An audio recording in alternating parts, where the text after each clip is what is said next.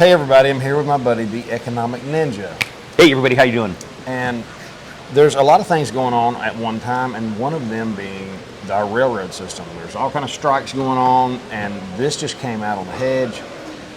It's called the U.S. freight rail traffic declined 4.4% to 489,111 carloads and intermodal units in the week ending September 24, compared with the same period in 2021, according to the Association of American Railroads data. Yep. So it's fallen off. It is, and I actually think this is a very serious thing. This is the things, the sea change in purchasing that's going on, the contraction of spending by the retail consumer, and this is the proof. A lot of people would say 4.4%, that's not a lot, but it actually is. And let me explain. Going back to 2008, we're going to give an example, we're going to bring in Warren Buffett. Warren Buffett was famous in the 2008 crisis because he started to buy railroad stocks. And everyone goes, why would you buy railroad stocks? They're worthless. Because we're already in a recession, nobody's spending money, which means there's fewer goods traveling back and forth on the rail cars from major ports to your local Walmart or your grocery stores, right? And what he loves to do is there was blood in the streets. He saw very undervalued assets that were going to return again to very valuable assets during the next cycle. Well, one of the ways that we measure that, the strength of an economy, is both the Dry Baltic Index, and that is an index of shipping rates and container ships that are moving all around the world. And then we also look at rail traffic, right? As rail traffic drops, that means that there are fewer goods traveling around the country, which means the consumer is spending less. Now, this can happen two ways. You can either have it like this, where people are contracting their spending, they're getting fearful. A lot of people aren't exactly fearful because they have no idea the economy is collapsing. But what's happening is inflation is taking up more of their residual income, because they got to buy more expensive food, more expensive gasoline, more expensive electricity, right? So they have less money for a Gucci bag or some crap off of Amazon. Another way it happens is because true fear. They're like, oh my gosh, I'm gripped in fear. And that usually comes once the government officially announces a recession, but the government figured out a new way. They're like, well, most people aren't that bright, so we're just going to change the goalpost and say, we're not in a recession yet because we have a new way of describing it. So those are the two ways that this happens. And so it being down, intermodal transportation, essentially the piggybacks, the sea trains that sit on trucks that move over to a low-bellied train car. They have two of them stacked on top. That's what they're talking about. Since there's less of those, we know that the economy is now in decline, that we are moving into deflation. A lot of economists won't tell you that, or these big YouTubers in finance won't tell you that, because all they're doing is they're historians. They're just regurgitating what the government says. They don't understand how to forecast the future. They weren't taught that in college, and they weren't taught that, when they became investors a mere 5-6 years ago. So that is what's happening. That is the sea change. That is what is proving that we are in deflationary times right now. You can get all fancy with the words disinflationary and all this stuff. Real truth is, crap's going down, and it's going to accelerate going into the Christmas season. And so there's less goods and services. Well, there's less demand for goods right now. That's what's going on. Less demand, and that's being proven. Which is, okay. So the point, what I was trying to say is, we're here, and I'm thankful for every time we have service. Like for a server, when it comes down to getting service, it's really hard to get all over the planet. Yes. And this is the railroad hauls goods. They move goods around everywhere. Yes. And now they're doing less of that. Yep.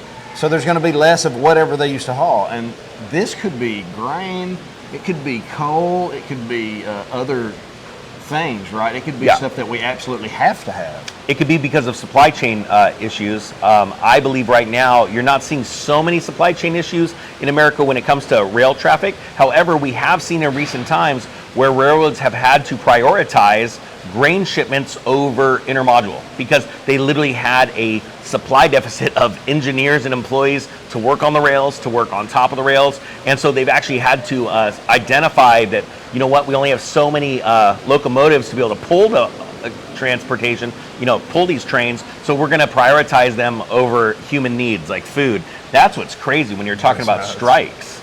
To actually have to even contemplate the fact that we don't have enough engineers. We don't have enough pilots because of some really piss poor decisions by companies a couple of years ago to put demands on human beings. That has led to a crisis in, like you said, that's a great point, in employees bringing the services. Well, they want everything run by these, AI. They want a train run by one person. Yeah. And the strike is, Summit's over that. And we'll probably be there one day where nobody's on the train. And you know what's crazy to me? So many human beings cannot identify what is going on. My son wants to be a pilot.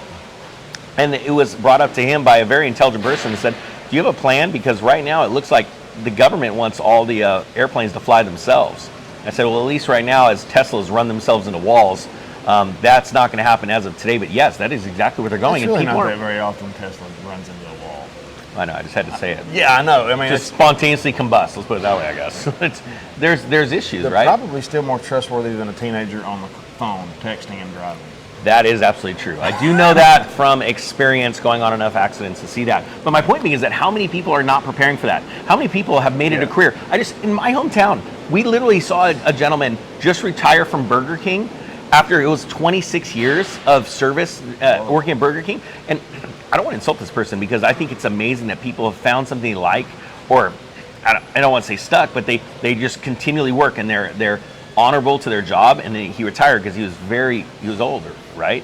But like, how many people are not thinking, they're like, hey, this is my job, it's gonna be my job for life. But you're like, well, there's a robot about to take your job because the demands on that company, because like in California, they want you to make like $20 plus an hour at McDonald's. If you're in the mortgage department at a bank, Horrible. if you're a teller of any type, you're going to be losing. There's going to be jobs that are gone. They're going to be less and less as we get into this. And coming back to this story about 4.5% loss in freight moving, right? That means there's more companies now selling less goods, which means they make less profit, which means they have to start cutting. And the number one expense in most companies is labor. So what are these companies going to do is they're selling less goods. They're already leveraged and they are planning on making X amount of dollars. These companies need to either, put money into R&D, but really the way the tax system's been changed just in the last 2 years, it behooves companies to blow all their money every year because of the taxes rather than build their company. So the first thing they're going to do during times of slowing sales, they're going to start to lay people off. And people are not planning on that. They think their job's their job forever and they're safe. As food goes up, as insurance on housing, as, Dan was showing me, somebody in his comments had, Dan from Allegedly, they had their house insurance went up $2,000. Yep. That could push somebody that much, because most people buy that much more than they can afford anyway. Yep.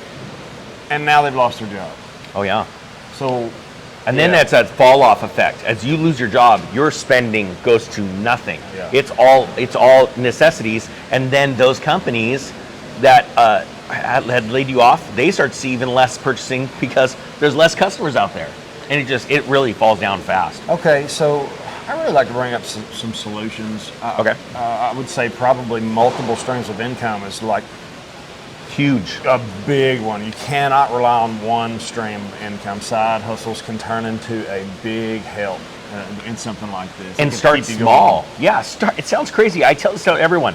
I started my real estate, and I made my first million when I was in my early 20s. I started from selling electric trains from garage sales and selling them online. And I bought my first house, which turned into 14 houses within less than 3 years for sure. But it was because of electric trains. I still to this day can go to a garage sale, even as the economy is turning, spend $20 and turn it into $100. It's insane. Start small and build with cash. Because like you said, if something happens to your job, you need savings. You need some extra food right now. You need options, and side hustles bring you options. I think that's huge. And another thing I'd like to bring up is get out of debt. If you have credit card debt, do whatever you have to do. There's people that are paying the minimum on credit cards. There's scary. People right now that are living on credit cards. They're living on them. They're for food and everyday things. A funny story. There's only been one time that my wife and I, in history, have ever not paid our credit card off, the balance every month. And it was by accident. My wife, I got to pay the credit card. The alarm went off on her cell phone. And she went to go pay it. And because of the difference between Pacific time and Eastern time, we were late by like 3 hours. And we never usually get it that late, but it was just a fluke, right? And my wife freaks out. She, oh my gosh, we paid. I'm like, don't worry about it. It's no big deal. The next, whenever we got our statement, I'd never experienced what it was like to see a statement and show how much interest I had to pay on that balance by being late literally an hour or two, right? I'd never experienced that. And now, and I've talked to lots of people that are paying the minimums, And I'm like, this is bondage, because it is so hard as that amount just keeps getting bigger and bigger. And it's a trap. It is a debt trap. It is insane. And it's something that I could never relate to anyone about until I saw it the first time. I've never experienced that. Yeah, and it was by a total mistake. Yeah. And I'm going to be honest with you, it was so good. Not that we would make that mistake again, obviously, but it really, it gave me more of a heart, opened my eyes up, and more of a heart of compassion for people that are confused and in that debt trap. Yeah, there's some people that just don't know, and something happens. They had some kind of medical issue. I'm not talking. I'm not talking down to you guys at all. Yeah, we've all went through times of hard times. Yeah, I get that. I've gotten in financial trouble too, but just know that is one really big thing that you could really start working on. And there's ways to do it. You can consolidate your car debt onto another card, and some of those have zero interest for like 21 months. That's a great point, and you dive into paying that off. Yeah, that's a great point. Go really, get it done. What is something else besides? Well, one thing that people don't realize, and I used to teach this a lot to people when I was helping people with their personal finances, is the importance of full coverage auto insurance with a good company, a reputable company. I tell people all the time, they want to save a couple bucks by not getting comp and collision, and doing it with a good company. Well, I'm not talking about these fly-by-night third-party companies that are advertising. They spend more money on advertising than more money paying insurance premiums or paying, actual payouts like they should, right? They spend more money on advertising and attorneys.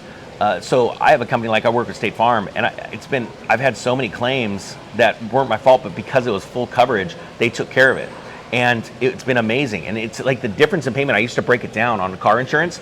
I would show, based on the cost of your car and how much more the insurance was, how many years you would have to catch up or not get into an accident for you to break even. And it would blow people's minds. Like the difference on full comp and collision on my Honda Civic one once for an entire year was a difference of $300. But I'm driving around a $6,000 car. And I'm like, well, divide 300 into 6,000 and you got your idea of how long of a safety net you've got. And people would just run into my car like crazy. It was like a magnet.